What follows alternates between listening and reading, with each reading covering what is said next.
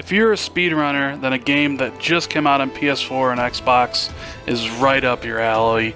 Super Cloudbuilt is a speedrunner's dream and is available now for PlayStation and Xbox One. It came out this past week on both systems. It's been available on PC for a while, and it retails for the price of $20, developed by Coilworks and published by Double 11.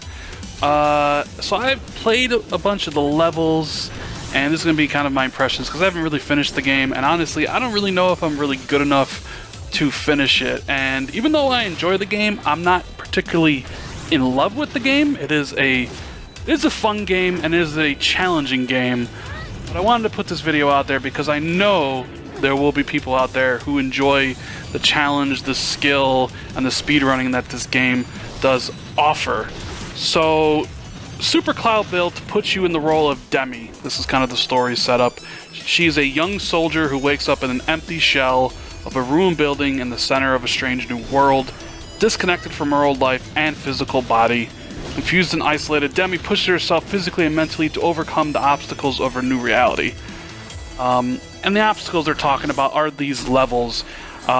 Each one of these kind of levels presents these challenges of free running, of running across walls, running up walls, you know, using your weapons to fight off enemies, and your rocket boost to propel you along these gaps across these super high in the sky areas that kind of would give you vertigo if you look down.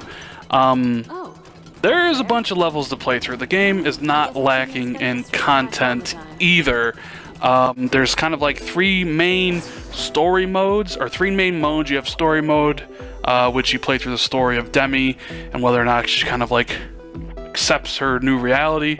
Multiple endings with that to go for.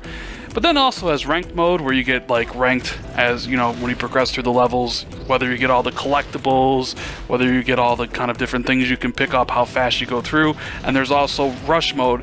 But then each of the individual levels also offer some challenges that kind of changes the way you play. So for instance, in a regular mode, you know, you have your weapons you can use, you have all these boosts you can use to propel you along the walls and the ceilings, but you can also replay the levels to do time trial, and obviously that's pretty self-explanatory. You got to beat a certain amount of time.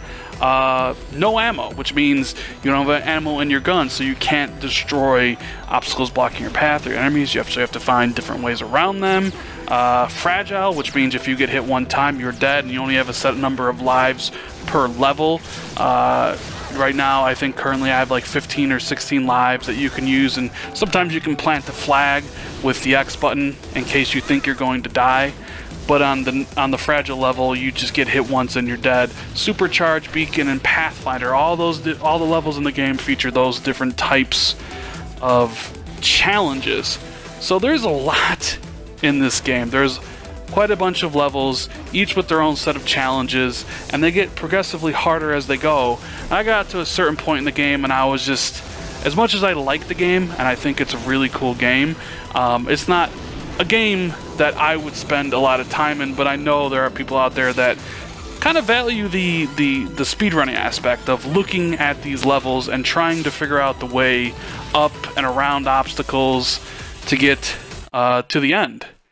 And right here you can see this is kind of like where you start off. You can see your body there's in the bed. This is your kind of physically, or your disembodied figure. And these doors in these hallways are the levels in the game. And each one of those, you know, you can go to and do the different challenges. My personal favorites are the regrowth levels. They're basically just platforming, and I actually like the way the game's artistic look there. A lot of greens, a lot of yellows.